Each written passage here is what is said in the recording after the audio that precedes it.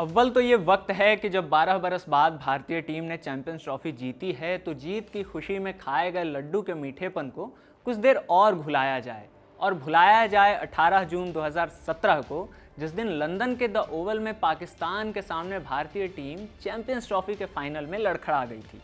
याद की जाए उस कसक को जो 19 नवंबर 2023 को करोड़ों भारतीय फैंस के हिस्से आई थी और हमारे रील्स एडिट में घर कर गया था एक गाना, खड़ा हूँ आज भी वहीं।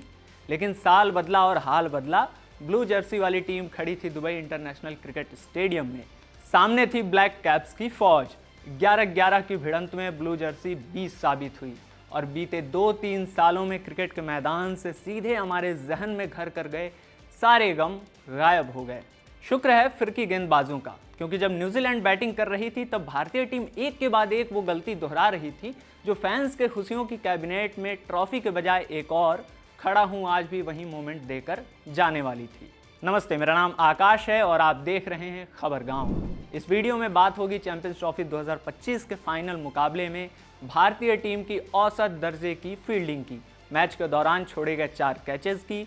थोड़ा ये भी समझेंगे कि फील्डिंग के बारे में बहुत फोकस और चर्चा होने के बावजूद भारतीय टीम अपने ही बेंचमार्क के लिहाज से ग्राउंड पर फील्डिंग क्यों नहीं कर पा रही है। देखिए सब, क्रिकेट की दुनिया में एक जुमला है, कैचेस विन मैचेस, यानी कैच लपकिए और मैच अपने पाले में कर लीजिए। बात सही भी लगती है, क्योंकि याद आता है बारबाडोस के मैदान पर T20 वर्ल्ड कप 2024 के फाइनल में सूर्य कुमार यादव का बाउंड्री पर लिया गया वो कैच, जिसने साउथ अफ्रीका के डेविड मिलर को पवेलियन का रास्ता दिखा दिया। यही तो वो मोमेंट था जिसने भारत को T20 वर्ल्ड कप की ट्रॉफी दिलाई। याददाश्त साथ दे रही हो तो 2007 में खेला गया पहला T20 वर्ल्ड कप भी याद आएगा, जिसके फाइनल मुकाबले में श्रीसंत ने आखिरी ओवर में मिसबाह उल हक का कैच पकड़ा, जिसने T20 वर्ल्ड कप की ट्रॉफी भारतीय खेमे के हाथों में दे दी। मेमोरी की भूल भुलैया में अभी खो नहीं पाया है वो पल जब 2023 के ओडीआई वर्ल्ड कप में रोहित शर्मा का मैच डिफाइनिंग कैच पकड़कर ट्रेविस हेड ने गेम का मोमेंटम चेंज कर दिया था। गनीमत है कि चैंपियंस ट्रॉफी 2025 के फाइनल में भारतीय टीम ने जो 4 आसान से कैच टपकाए, उनसे मैच का मोमेंटम कुछ खास नहीं बदला।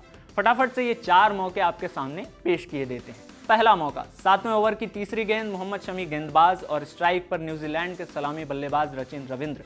रचिन 28 रन के स्कोर पर थे। रचिन ने शॉट खेला, गेंद शमी की ओर गई और फिर जमीन की ओर। दूसरा मौका, 8वें ओवर की पहली गेंद, स्ट्राइक पर एक बार फिर रचिन, गेंद वरुण चक्रवर्ती के हाथ में, रचिन ने शॉट खेला। श्रेयस अय्यर मिड विकेट से भागते हुए गेंद की ओर आए लेकिन कैच नहीं पकड़ पाए। निराश होकर घुटनों के बल बैठ गए। खैर, ठीक बात यह हुई कि रचिन को इन 2 मौकों का कोई खास फायदा नहीं मिला और वो 37 रन बनाकर चलते बने। तीसरा मौका, 35वें ओवर की 5वीं गेंद, स्ट्राइक पर डेरिल मिचेल। अक्षर पटेल ने गेंद फेंकी, मिचेल ने बल्ला घुमाया, मिड विकेट पर खड़े खिलाड़ी ने जंप मारा, गेंद हाथों से टकराई लेकिन पकड़ में ना आई। एक और कैच ड्रॉप और इस बार खुद कप्तान रोहित शर्मा के हाथों ये गलती हुई।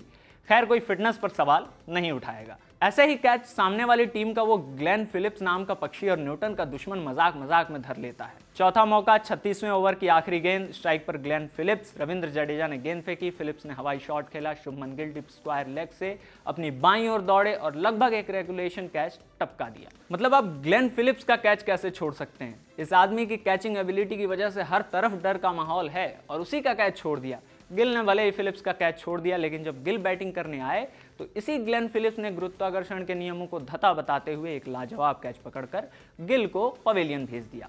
फाइनल मैच में एक कैच किसी भी टीम को ट्रॉफी से दूर कर सकती है, लेकिन यहाँ भारतीय टीम ने 4 होम डिलीवरी टाइप के कैच छोड़े। यकीन मानिए कि अगर भारतीय टीम ये मुकाबला हार जाती तो इस औसत दर्जे की फील्डिंग की लानत मलामत हो रही होती, लेकिन जीत की आतिशबाजी में कैच ड्रॉप के बाद की पिन ड्रॉप साइलेंस छिप गई है।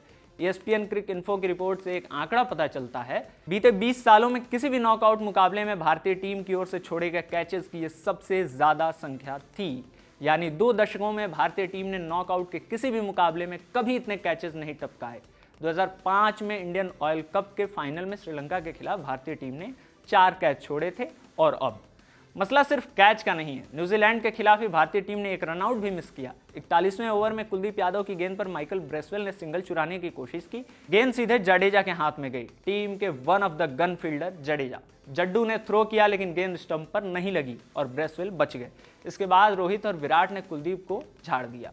क्योंकि कुलदीप अगर स्टंप के पास होते तो बहुत आसानी से बॉल पकड़कर स्टंप पर मार सकते थे और ब्रेसवेल आधी पिच पर ही लटके रह जाते। इसी मोमेंट पर रोहित ने झुंझलाते हुए कुलदीप से कहा भी कि स्टंप्स के पीछे क्यों नहीं आता है तू।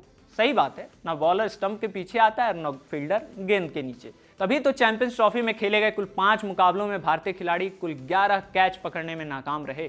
टीम ने कुल 23 कैच पकड़े भी, यानी लगभग 50-50 का हिसाब है।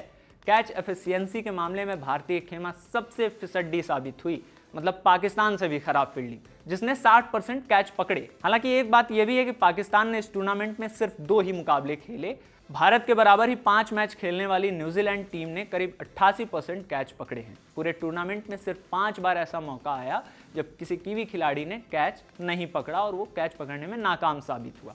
सवाल है कि टीम के कप्तान, कोच और पूरा मैनेजमेंट जब फील्डिंग को लेकर बहुत बातें करता है, तब भी ऑन ग्राउंड ये बातें क्यों नहीं उतर पा रही हैं। याद कीजिए, जब रोहित से पहले विराट कोहली कप्तान थे तब फिटनेस को लेकर कितना बवाल मचता था, यो टेस्ट को लेकर कितना हंगामा कटा। रोहित शर्मा को लेकर सवाल उठे और तब कहा गया कि रोहित के लिए यो टेस्ट का कोई मतलब नहीं, क्योंकि वो रन बनाते हैं टीम के लिए। ठीक बात है, लेकिन जो कैच छोड़ते हैं वो टीम पर भारी भी पड़ता है। ओडीआई वर्ल्ड कप 2023 के दौरान भारतीय टीम के फील्डिंग कोच टी दिलीप ने एक रिवाज शुरू किया था कि जो मैच के दौरान बेस्ट फील्डर होगा उसे एक मेडल दिया जाएगा। इस पहल की खूब तारीफ हुई कि इससे फील्डिंग को लेकर टीम में एक माहौल बनेगा, लेकिन आंकड़े इस माहौलबाजी के गुब्बारे की हवा निकाल रहे हैं। 2 कप्तान पीछे चले जाइए तो भारत के one of the best captain Mahendra Singh Dhoni मिलते हैं, जो अपनी कप्तानी के दौर में अक्सर कहा करते थे कि एक बल्लेबाज किसी मैच में रन बनाएगा, किसी में नहीं बनाएगा। गेंदबाज किसी मैच में विकेट निकाल कर देगा, किसी में नहीं निकालेगा, लेकिन एक फील्डर होगा जो हर मैच में रन बचाएगा। इसलिए किसी भी टीम के फील्डर का 24 कैरेट खरा सोना होना बेहद ज़रूरी है।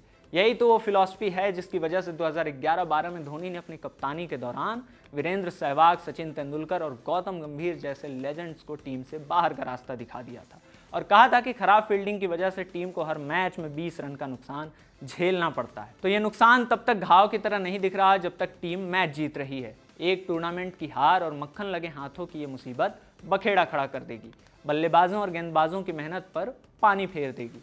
जरूरी है कि टीम के फील्डिंग कोच टी दिलीप खिलाड़ियों की फील्डिंग टेक्निक पर काम करें और इस कंसर्न को एड्रेस करें। खिलाड़ियों की फिटनेस को लेकर एक मानक तय किया जाए, टीम में एथलेटिज्म को बढ़ावा दिया जाए ताकि भविष्य में आने वाले मुकाबलों में भारतीय टीम अपनी फील्डिंग की वजह से मुसीबत में ना फंसे और ये चैंपियन टीम और भी डेडली बनकर उभरे। भारतीय टीम की फील्डिंग पर आपकी क्या राय है, कमेंट बॉक्स में बताइएगा।